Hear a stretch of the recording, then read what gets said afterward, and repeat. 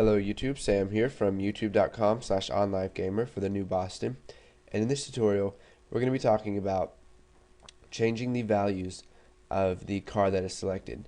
Now you can see that if we click Honda CRV and we change the name to some other name and click OK and show the info, you can see that the name is still Honda CRV, but then if we go to Mustang GT you can see that the name has been changed for that one. Now the reason this is happening is because in all of our button click events, all we do is change the default sports car name. So what we need to do is set this to change the name of the selected car. Now this is quite simple. We'll just type selectedCar.carName equals whatever the input box returns.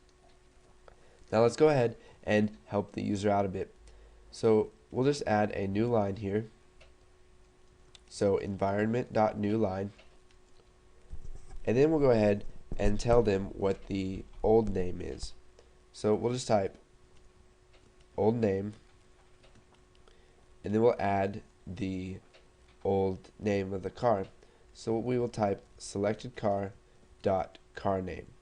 Now this is shown before the value has been changed. So we'll go ahead and minimize that right here.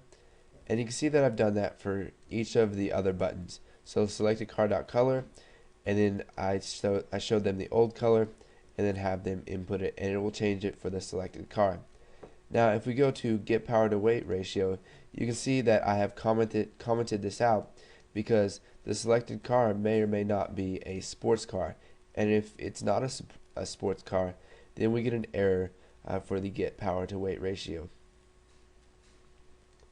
So let's go ahead and run this and see what kind of results we get. So let's create a new car. We will call it Sierra. We'll set the color to green, the number of doors to 4, and we'll set the horsepower to 300. We'll go ahead and click add, and here's our car right here. Now we can change the color of it to, let's say, black, and if we show the info you can see that we get the color black right there, and when we change it again it shows us that the old color is black. Now we can change the number of doors to, let's say, 2, and you can see that it's going to update that there. We can also accelerate the car, so we can accelerate it to 45 miles per hour, and you can see that the car is going 45. Now if we change the name of this car to let's say Toyota Tundra and click OK, it's not going to update it in our list box, but if we show the info it's still going to update it. Now there's an easy way to get around this and have it update in the list box without having to go through and re-adding every single item in our array list. So let's go ahead and come over here to button set name. So whenever they set the name of that car, what we want to do is update that name in the list box. So we'll start off by accessing our list box. So we'll type listcars.items, and now what we can do is we can add some parameters. So you can see that if we arrow down here we get index as integer. So we can access the currently selected index. So we'll type listcars.selectedIndex,